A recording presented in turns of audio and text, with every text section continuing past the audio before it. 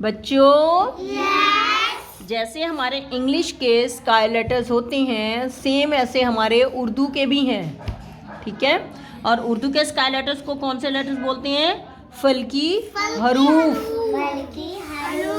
फल्की हरूफ, यस, फल्की हरूफ। अब फल्की हरूफ भी ऐसे ही होते हैं ना जैसे हमारे स्काई लेटर्स थे। कौन सी लाइंस पे? ऊपर की 3 लाइंस पे। तो हम इसको किस चीज से मेंशन करेंगे? क्लाउड से। क्लाउड किस कलर का होता है? Blue colour. Very good. Where is blue colour? Clouds किस कलर के होते हैं? और जो हम यहाँ पे लेटर मेंशन करेंगे वो कौन सी लाइंस पे होंगे? ऊपर की 3 लाइंस पे। Very good. हमने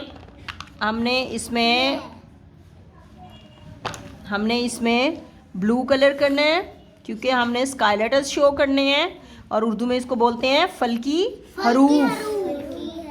वेरी गुड, फल्की हरूफ। और फल्की हरूफ कौन कौन से हैं? अलिफ, तोए, जोए, काफ एंड गाफ।